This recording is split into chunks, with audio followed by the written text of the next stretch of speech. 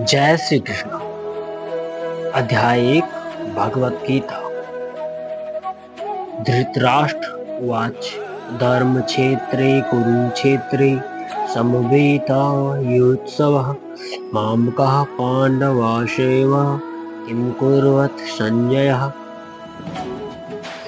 धृतराष्ट्र ने कहा, हे संजय, धर्म भूमि कुरुक्षेत्र में युद्ध की इच्छा से एकत्र हुए मेरे तथा पांडु के पुत्रों में क्या किया।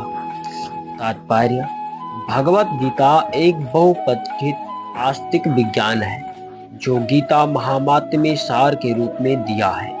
इसमें यह उल्लेख है कि मनुष्य को चाहिए कि वह श्री कृष्ण के भक्त की सहायता में संवीक्षण करते हुए भगवत गीता का अध्ययन करे और स्वार्थ प्रेरित व्याख्याओं के बिना उसे समझने का प्रयास करे। अर्जुन ने जिस प्रकार की साक्षात भगवान कृष्ण से गीता सुनी और उनका उपदेश ग्रहण किया, इस प्रकार के स्पष्ट अनुभूति का उदाहरण भगवत गीता में ही है। यदि उसी गुरु परंपरा से निजी स्वार्थ से प्रेरित हुए बिना किसी को भगवत गीता समझने का सौभाग्य प्राप्त हो, वह समस्त वैदिक ज्ञान तथा विश्व के समस्त शास्त्रों के अध्ययन को पीछे छोड़ देता है। पाठक को भगवत गीता में न केवल अन्य शास्त्रों की सारी बातें मिलेंगी, अपितु ऐसी भी बातें मिलेंगी जो अन्यत्र कहीं और उपलब्ध ही नहीं है। यही गीता का विशिष्ट मानदंड है। स्वयं भगवान श्री कृष्ण द्वारा साक्षात उच्चरित होने के कारण यह पूर्ण आस्तिक विज्ञान माना जाता है। महाभारत में वर्णित धृतराष्ट्र तथा संजय की वार्ताएं इस महान दर्शन के मूल सिद्धांत का कार्य करती हैं। माना जाता है कि इस दर्शन की प्रस्तुति कुरुक्षेत्र के युद्ध स्थल में हुई, जो वैदिक युग के पवित्र तीर्थ स्थल रहा है। इसका प्रवचन भगवान द्वारा मानव जाति के पथ प्रदर्शन हेतु तब किया गया जब वे इस युग में स्वयं उपस्थित थे। धर्म क्षेत्र शब्द का सार्थक है क्योंकि कुरुक्षेत्र के युद्ध स्थल में अर्जुन के पक्ष में भगवान श्री कृष्ण स्वयं उपस्थित थे। कौरवों का पिता धृतराष्ट्र अपने पुत्रों की विजय की संभावना के विषय में अत्यधिक संदिग्ध था। अतः इसी संदेह के कारण उसने अपने सचिव से पूछा, उन्होंने क्या किया।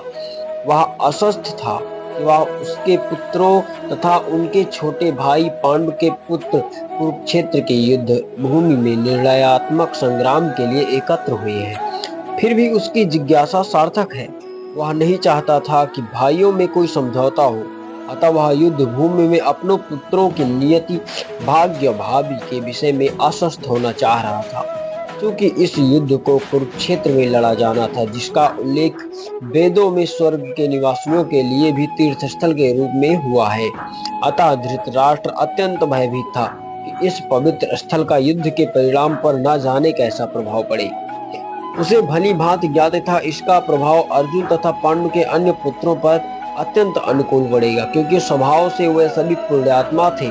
संजय श्री व्यास का शिष्य थे, अतः उनकी कृपा से संजय धृतराष्ट्र के कक्ष में बैठे बैठे कुरुक्षेत्र के युद्ध स्थल का दर्शन कर सकते थे। इसीलिए धृतराष्ट्र ने उससे युद्ध स्थल की स्थिति के विषय में पूछा। पांडव तथा धृतराष्ट्र के पुत्र दोनों ही एक वंश से संबंधित हैं, किंतु यहाँ पर धृतराष्ट्र के वाक्य से उनके मनोभाव प्रकट होते हैं। उसने जानबूझकर अपने पुत्रों को कुरु और पांडु के पुत्रों को पुत्र के वंश उत्तराधिकारी से विलग कर दिया। इस तरह पांडु ने पुत्रों अर्थात अपने भतीजों के साथ धृतराष्ट्र के विशिष्ट मन स्थिति समझी जा सकती है। जिस प्रकार धान के खेत में अवांछित पौधों को उखाड़ दिया जाता है, उसी प्रकार इस कथा के आरंभ से ही ऐसी आशा की जाती है, जहाँ पर धर्म के पिता श्री कृष्ण उपस्थित हो, वहाँ कुरुक्षेत्र रूपी खेत में दुर्योधन आदि धृतराष्ट्र के पुत्र रूपी अवांछित पौधों को समूल नष्ट करके युधिष्ठिर को अंत निदांत धार्मिक पुरुषों की स्थापना की जाएगी। यहाँ धर्म क्षेत्र तथा कुरुक्षेत्र शब्दों की उनकी ऐतिहासिक तथा वैदिक महत्ता के अतिरिक्त यही सार्थकता है। संजय उवाच। श्लोक 2। इष्टा तु पांडवनीकं न्यूनं दुर्योधनस्ततः आचार्यमुपसंगम्य राजा वचनं ब्रवीत। संजय ने कहा, हे राजन, पांडुपुत्रों द्वारा सेना की व्यूह रचना देखकर राजा दुर्योधन अपने गुरु के पास गया और उसने ये शब्द कहे। तात्पर्य, धृतराष्ट्र जन्म से अंधा था। दुर्भाग्यवश वह आध्यात्मिक दृष्टि से भी वंचित था। वह यह भी जानता था कि उसके समान पुत्र भी धर्म के मामले में अंधे हैं और उसे विश्वास था कि पांडवों के साथ कभी समझौता नहीं कर पाएंगे, क्योंकि पांचों पांडव जन्म से ही पवित्र थे। फिर भी उसे तीर्थस्थान के प्रभाव के विषय में संदेह था, इसलिए संजय युद्ध भूमि की स्थिति के विषय में उसके प्रश्न से मंतव्य को समझ गया। अतः वह निराश राजा को प्रोत्साहित करना चाह रहा था। उसने उन्हें विश्वास दिलाया कि पुत्र पवित्र स्थान के प्रभाव में आकर किसी प्रकार का समझौता नहीं करने जा रहे हैं। उसने राजा को बताया कि उसका पुत्र दुर्योधन पांडवों की सेना को देखकर तुरंत अपने सेनापति द्रोणाचार्य को वास्तविक स्थिति से अवगत कराने गया है। यद्यपि दुर्योधन को राजा कहकर संबोधित किया गया है, तो भी स्थिति की गंभीरता के कारण उसे सेनापति के पास जाना पड़ा।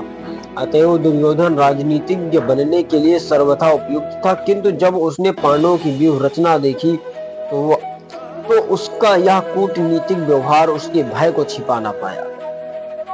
जय श्री कृष्ण। कल तीसरा श्लोक पढ़ेंगे भागवत गीता। जय श्री कृष्ण।